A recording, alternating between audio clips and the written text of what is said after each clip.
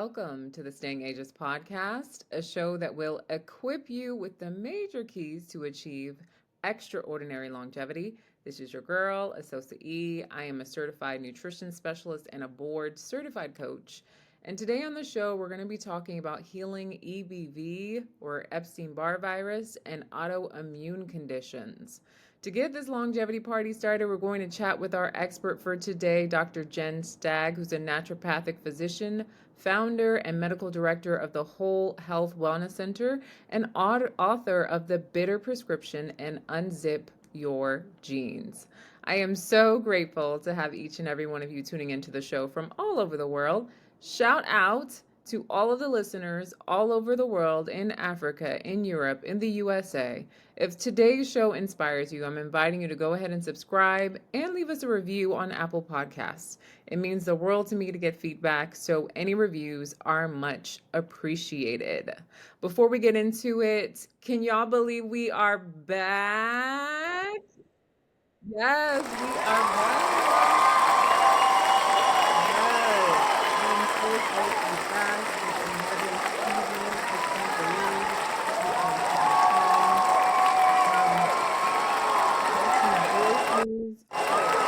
Coaching. If you are ready to transform your health and reach your body goals in 2025, y'all need to holler at us, okay? For all of you who are new here, my name is Asosa E. I'm a certified nutrition specialist and board certified coach, which basically means I'm interested in getting to the root cause of your health issues so that we can reverse them and you can feel amazing. I am the founder of Staying Ageless Coaching, where we help women reverse chronic conditions and hormonal imbalances naturally so they can live their best, healthiest lives. Whether you're looking to lose stubborn weight, heal chronic conditions, or just level up your wellness, we now also offer personalized wellness coaching tailored just for you. So we have an expert team of wellness coaches that will help you tackle diet hurdles, boost your energy, also help you with creating lasting lifestyle changes. And if you need more structure and accountability to reach your fitness and body goals this year, join our Body Goals Challenge. This is launching February 23rd. For 2 months, you're going to get 4 weekly workouts on our EverFit app. You're going to get habit tracking to stay on course, a weekly 30-minute coaching calls with our fitness expert, and we're giving out amazing prizes. Guys, you don't want to miss these prizes, okay? First, second, and third place winners of the Body Goals Challenge are going to receive amazing prizes. So the first place will receive a cannoli juicer, okay? Amazing, extracts a lot of nutrition. It's a slow juicer, so maximizes the nutrition coming out of the stuff that you're juicing. You'll also get an interactive juice and smoothie book called Sips of Wellness by Nidra Bryant. You'll also get 2 bottles of Primadine. Primadine is my favorite, activates autophagy, so you can be fasting while you eating and living your best life, okay? Or at least getting the benefits of it. True Moringa Glow Up gift set and True Moringa powder. What? That's just the first place, okay? We got more. We got more for second and third. So I highly recommend you check out the Body Goals Challenge online on stayingagelesscoaching.com.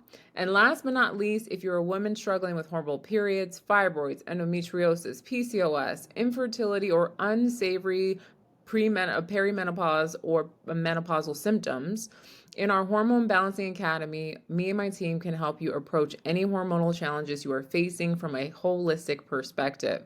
Don't take my word for it. You can visit our new website, stayingagelesscoaching.com, and listen to the countless testimonials of women whose fibroids have shrunk, reversed symptoms of endo, PCOS, heavy bleeding, and even succeeded in getting pregnant after struggling for years with infertility. If you or someone you know is interested in reaching your hormonal health goals with support this year, visit stayingagelesscoaching.com and sign up for a free 20-minute call with a member of our team. We're looking forward to helping you live your best, healthiest life in 2025. All right, so today's guest, is Dr. Jennifer Stagg. She's a naturopathic physician and founder and medical director of the Whole Health Wellness Center in Connecticut. She's the author of 2 books, as I mentioned, Unzip Your Genes and The Bitter Prescription. And she's routinely interviewed, appearing as an expert guest in the media on the topic of nutrigenomics, gut health, and more. She's always been passionate about science and health and started out as a doctoral student in biochemistry at the University of Iowa.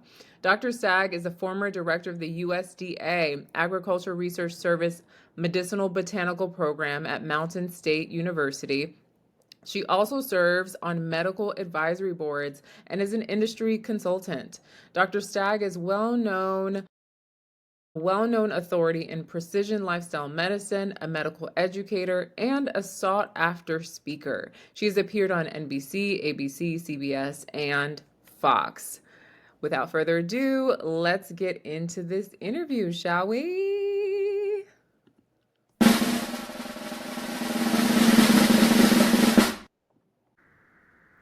Hi, Dr. Jen Stagg. It is wonderful to have you again on Staying Ageless podcast. Thanks for having me. I'm so excited to be back.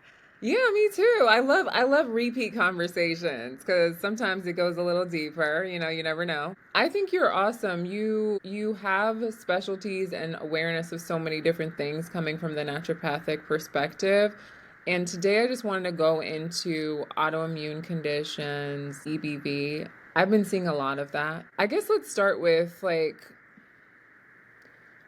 so the average is maybe somewhat aware of EBV, but most of my patients end up being surprised when I ask them to test for it. Can you kind of just give us an overview for someone who has no idea, maybe? And then what are the things that you're seeing very commonly in your practice that are linked to EBV, like progression of it? Yeah. Yeah. So I would say I have the exact same experience as you, that when I start talking to patients about Epstein-Barr virus, most of them don't know what that is, right? If you say EBV or Epstein-Barr, they're like, what are you talking about? But mono is something that people understand more, right? So this Yes. is the virus that causes mono. That's how I usually explain it to patients. But I do tell them, like, okay, and it's called Epstein-Barr virus. So they're getting that language down. And then I tell them that we virtually all have been exposed to this as a child, and then it was usually just a mild illness or not noticeable at all, and your immune system just handled it, but you stay infected for the rest of your life, but it's dormant. It's quiet in most people. Some people get sick with mono, like in high school, and they're very run down, fatigued, and that can reactivate. So that can come back at later points in your life, and you can actually like test positive for like the mono spot, that you normally do with teenagers. So it's been an issue that we've looked at, like naturopathically integrative medicine community. We looked at this, considered it to be an issue for years because the science lines up with it. And we'll get into, what our concerns are there. But since the pandemic, there's really literally been an explosion of reactivation Wow. of Epstein-Barr virus. Wow. And that's because COVID is causing reactivation? Is that what is Yeah. going on? Yeah, exactly. And so back in Wow. 2021, a ton of papers came out where they were trying to figure out why people were getting the long COVID, right? Like, what is going on with these patients? These were patients that often were like very healthy. They weren't even the people that, like got really sick from COVID. They were people that seemingly handled the virus okay, but then they were struck with long COVID. And there were a number of really important papers that came out, and like continually seeing papers on this, that the virus that causes COVID reactivates the Epstein-Barr virus. Is it only reactivating Epstein-Barr? Can it reactivate other things? I feel like for a lot of people is reactivating like everything that was ever wrong with them. Well, there's that. But yeah, another big virus that we've been testing for and finding in patients with like legit long COVID and other issues as well, autoimmune stuff, which we'll get into, is cytomegalovirus, so CMV. So I Okay. usually test both of those. I'm testing EBV and CMV. And with Epstein-Barr virus, the testing is important in terms of like how you run those tests. So Yes. there's your classic panel where you're looking at the IgM and the IgG antibodies, and most people should have IgG showing that, you know, you had this before. Yes. If it's IgM positive, that means it's reactivated. Another thing that we have, though, a way to like look at it, whether it's come out of latency, and there's different levels of latency as well. So it gets a very like confusing. But there's something called EBV, early antigen D, and we'll see that positive. And that is an indicator of reactivation as well. So if you're not doing the right Wow. testing, you could miss it. Wow. Let's talk about this concept of reactivation because the thing that I don't like about EBV, which no one likes, is like this fact that it's just kind of like a sleeper cell that's waiting to ruin your life at some point. And it can be, to me, it seems like almost like stress events, like you mentioned, another virus, another thing that compromises your immunity, just brings it up out of the trenches, and then here we go again. When someone is in a cycle of chronic reactivation, what can they do to like actually stop it and get back to health? Because I noticed that for some people it becomes, like you said, even with the long COVID, like it becomes like long EBV, like they're just dealing with it all the time. And I think it's also because they don't realize all of the things that they need to manage in their own lives. Yeah, yeah. So it comes, there's a lot of different things going on there. So, of course, we start thinking about those fundamentals like how are they managing stress? What's their diet look like? Chemical exposures, all the different things that we know in our environment, you know, like Wi Fi, all these different exposures, light that can affect our immune system. So, having that Mm, conversation, addressing all the potential like causes, right? Trying to get to root causes, but then we also have great tools in botanical and herbal medicine to really help a lot of those patients get their immune system sort of like back into balance, is an easy way of thinking about it. So mhm. those immune herbs, just like we have herbs that are adaptogens that help like our adrenals or stress response system to get back into balance, or like beautiful herbs from many different traditions around the world that have similar ability, and it's really focused on the immune system. Mm, So we use these like extended sort of stealth pathogen protocols in a lot of these patients to get them back on track, and then certainly looking at nutrient status, nutrient deficiencies that can affect the immune system, really looking at all the levels. And even, you know, in our practice, we're using frequency treatments, bioresonance, mm, which, you know, I think that's kind of like the next kind of big thing you're going to start to see in a lot more practices. It certainly exists. Many mm. practices are using it, but I think you're going to hear a lot more about it. Yeah. I've seen a lot of EBV that was there, someone didn't know it was there, and then it turned into Hashimoto's. And then sometimes they don't even know they have Hashimoto's, and I I figure out, oh, okay, they have Hashimoto's, and then I test for EBV, and surely, but it's there. And I'm like, oh gosh, it's been like a recurring theme. Have you seen that as well? Are there other autoimmune conditions that EBV can also activate besides Hashimoto's, and what would those be? Yeah. Yep, for sure. So the big ones in the literature that there is finite evidence on is, so top ones would be lupus, Mm, rheumatoid arthritis, and Sjogren's mm, disease. So, like, those are mm. the top three, paper after paper after paper on those particular ones. But other autoimmune diseases certainly line up with Epstein-Barr virus too. Wow. And a lot of I understand that a lot of people say that like everyone has been exposed to it. Is it possible to just not be exposed to it? Like, is it possible? Why is it so common that everyone would be exposed? Yeah, because it's just like one of these common viruses that everyone should really probably had their immune system would see at some point. Mm-hmm. Uh, some people, like, yeah, the data says that it's up in the higher 90s percent-wise of people who Hmm. have had Epstein-Barr virus. So you will come across some people, and I'll find that in my practice. We'll find patients that are totally negative on their antibodies, like no IgGs, indicating that they didn't have a previous infection. So that definitely happens. With CMV, the statistics are lower, like maybe like around 60% of the population have had that. Hmm. But yeah, certainly, yes, some patients would not have had an exposure to Epstein-Barr. Okay. And what are there any genes that like could predispose somebody Yeah. um to the progression or even to just to just being more susceptible to it?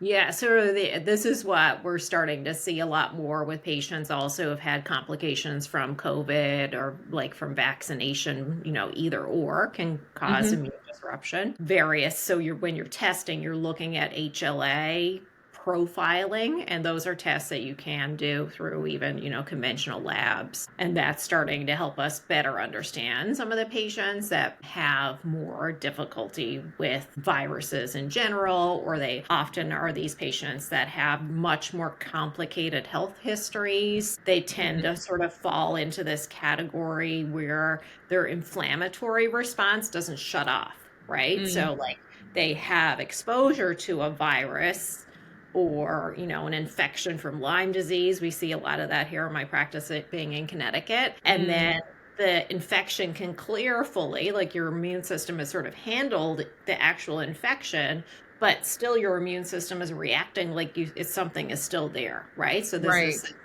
inflammatory response syndrome, so something called SIRS, and that's thought to be potentially as high as 20% of the population, and Wow. varying degrees of severity. So like you get Right. some patients in your practice and they come to us, we see a lot more of them because they haven't gotten the help that they needed like other places. And these are the patients that you often like you feel like you can only get them 10% better, 10-15% better. You're pulling out all the stops and doing everything that and other people are just like, oh, they've turned around really quickly. And some of these patients are just, it's very, very slow progress, but a little bit better is like significant in those patients. But that's genetics at play there.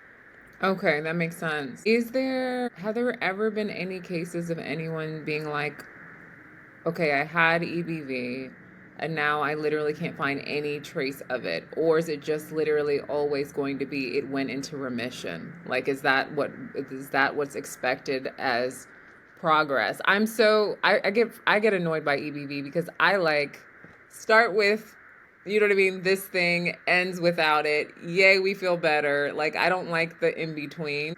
I know. So EBV is like a place that you won't feel comfortable in because there's not a lot Yeah. of that like turn on and off. And again, as I said, there are these like different stages of latency. So it might look like you've turned it off, maybe like the IgMs have disappeared, but it's not fully off. And I think we just don't have the ability, even with our testing, to really look at that fully. So you might not always see that line up with like clinical symptoms, or there can be a lag in terms of other things that you're tracking, right? So you're looking at the Epstein-Barr virus titers, and IgM can take a while to go away, and it doesn't necessarily mean that they're like actually reacting, but Hmm. watching the other things that are going on, like watching autoimmune markers, right? So some of these patients with Hashimoto's, looking at their thyroid antibodies and seeing where that goes. But there's always lag time with those thyroid antibodies too. So people will feel better, but their antibodies might not go down for like 6 months, but they're feeling better. Hmm. And that doesn't mean like you're not making progress. Right, Yeah. right. What are the key dietary changes that someone needs to make if they're struggling with this? Maybe they're at any stage, because I feel like at any stage it could lead to chronic reactivation, it could lead to progression to another autoimmune condition. Do we treat this dietarily as if someone already has an autoimmune condition? What's your approach to it? Yeah. So, right. I mean, if you have a patient with autoimmune, then like 100%, I have those patients off gluten along with more of a modified Mediterranean diet, sometimes taking them off other foods, doing food sensitivity testing. So, a lot of different like strategies there.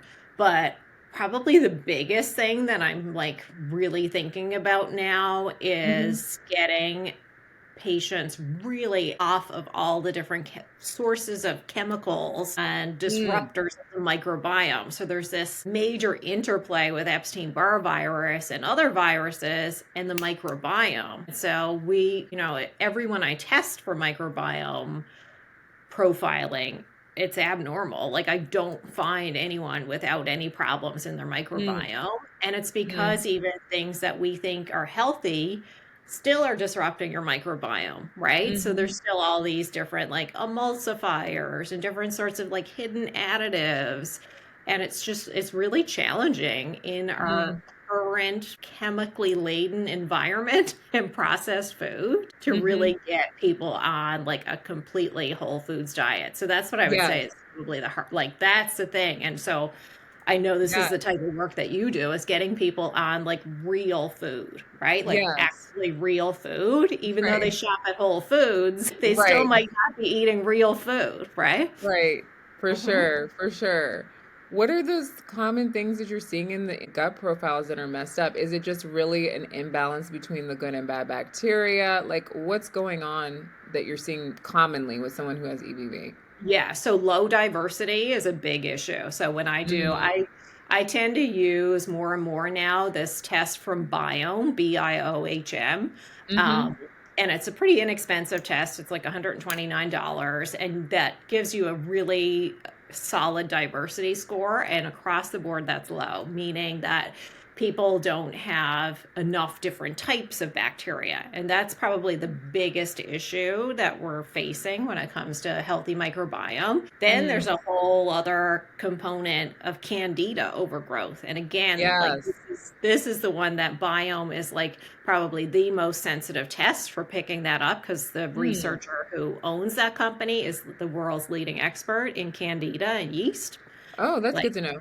yeah, Dr. Ganoom. He's based at Case Western. And yeah, I see candida like off the charts levels in patients with neuroinflammatory conditions, Parkinson's disease, Crohn's, colitis. And when you look at the data, it lines up, there's studies on this stuff. So that's another whole area that we're working with as well. So all of these overgrowth of candida, and that's probably thriving again because of all of these different issues with our diets.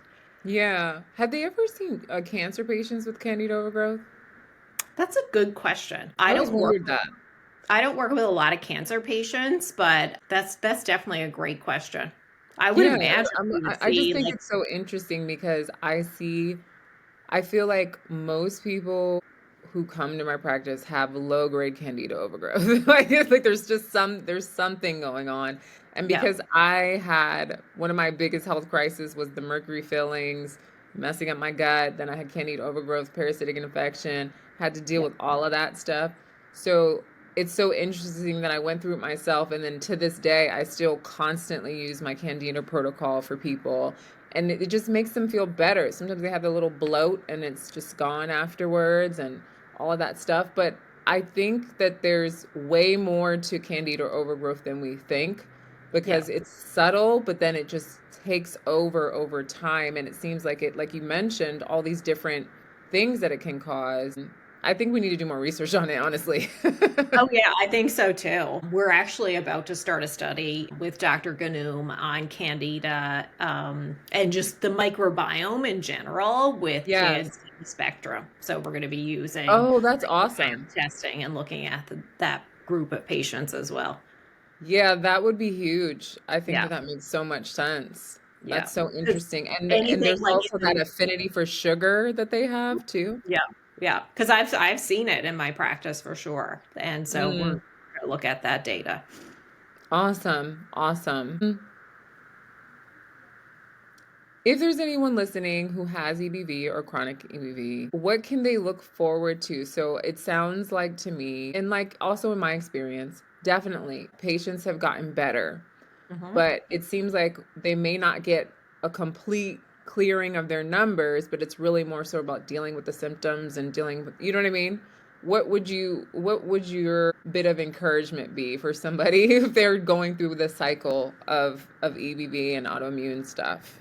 Yeah, I mean, so it takes time. So first of all, have patience, right? Yes. And not expect like in Western medicine that you're going to be like completely better in a few months. It does take time, and it's certainly in Western medicine when we're looking at patients who have autoimmune disease, none of them are. There are no cures. These are just like Yeah. management tools, and a lot of those patients they come to us and they're not necessarily like feeling 100% better. Like they'll still have the fatigue. Maybe their joint pain is managed.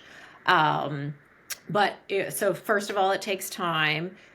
The next thing is to really think about it in a very holistic way, that you really do need to look at all those root causes and put in that effort to make those changes, right? So thinking about how you're managing stress, really overhauling your like chemical exposure, your environment. So we're talking about everything, right? Like what you cook with, like, and now we know there's like microplastic in food, right? So here's a whole other thing in your clothing, right? Wild. Yeah. It's really like it is insane. We need to like clean up our environment because Yes. like the chronic disease is like just like it's out of control. Um, Yes. but you know, it's a you know it there is light at the end of the tunnel, right? We do see routinely. So I see like amazing success stories in my practice. It does take a lot of comprehensive work, balancing out the microbiome, working on immune issues. If you've gotten to the point of having an autoimmune condition, it takes a while to start to, reverse that because it takes a while for DNA expression to change. Yes.